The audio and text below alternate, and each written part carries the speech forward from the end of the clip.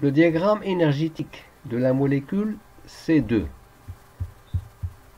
Je vais reprendre l'explication de la construction des orbitales Px et Py que l'on obtient à partir des orbitales Px d'un atome du carbone et Px d'un atome de carbone par un recouvrement latéral. Donc les orbitales Px, on les obtient par un recouvrement latéral des orbitales Px de deux atomes. Les orbitales Py s'obtiennent aussi par un recouvrement latéral entre les orbitales Py d'un atome et Py de l'autre atome. L'orbital Pz avec l'orbital Pz conduit à un recouvrement axial et qui conduit à l'orbital moléculaire sigma Z et sigma Z étoile. Alors ici nous avons une interaction sp parce que le numéro atomique Z du carbone il est inférieur à 7. C'est-à-dire que les niveaux d'énergie 2s et 2p de l'atome du carbone sont rapprochés et de ce fait, il y a une interaction entre ces deux niveaux-là. Alors cette interaction conduit à une déstabilisation du niveau sigma Z et une stabilisation des niveaux Px et Py.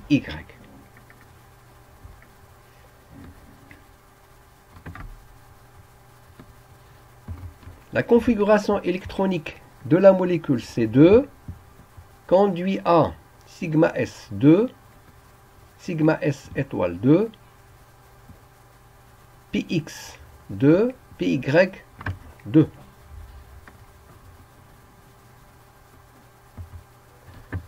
L'ordre de liaison conduit à oméga égale 2. Alors, oméga égale 2 signifie l'existence de liaison double entre les deux atomes de carbone. C'est ce qu'on représente par ce schéma, une double liaison entre les deux carbones. En ce qui concerne le magnétisme de la molécule C2, il s'agit d'une molécule diamagnétique parce qu'elle ne présente pas d'électrons célibataires. Le diagramme énergétique de la molécule C2+ présente un électron de moins par rapport à la molécule C2. Alors, ces deux niveaux, puisqu'ils ont la même énergie, on ne sait pas, est-ce qu'on aura deux électrons sur Py et un électron sur Px, ou bien deux électrons sur Px et un électron sur Py. Donc sur la configuration électronique, nous avons deux écritures, soit sigma S 2, sigma S étoile 2, Px2, Py1, ou plus exactement sigma S2, sigma S étoile 2, Px, Py 3. Et je crois que cette représentation elle est plus commode, elle est plus réel, parce que étant donné que les deux niveaux Px et Py ont la même énergie, on ne sait pas comment placer les trois électrons. Donc il vaut mieux écrire que sur les deux niveaux Px, Py, nous avons trois électrons. L'ordre de liaison elle est égal à 1,5. Alors 1,5 signifie l'existence de liaison dont la force est intermédiaire entre une liaison simple et une liaison double. Alors schématiquement, on peut la représenter de cette manière-là. En ce qui concerne le magnétisme de la molécule, C2+ est une molécule paramagnétique car elle présente certainement un électron célibataire. Question 5.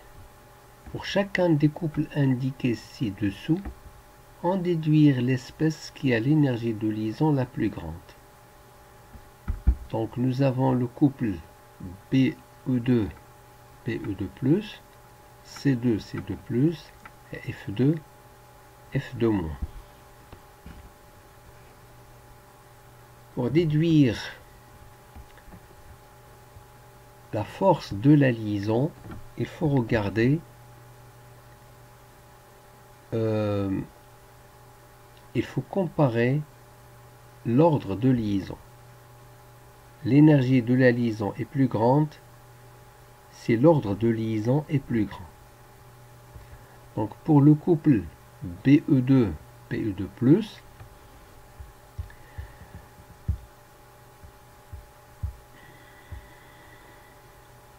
l'ordre de liaison dans la molécule BE2+ est plus grand que l'ordre de liaison dans la molécule BE2.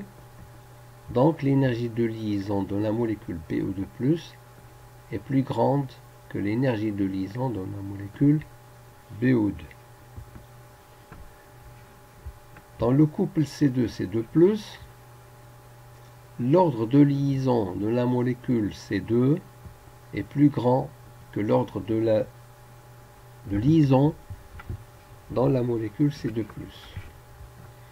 Donc l'énergie va dans le même sens. Pour le couple F2, F2-, l'ordre de liaison dans la molécule F2 est plus grand que l'ordre de la liaison dans la molécule F2-. Donc la liaison dans la molécule C2 est plus forte que la liaison dans la molécule C2+.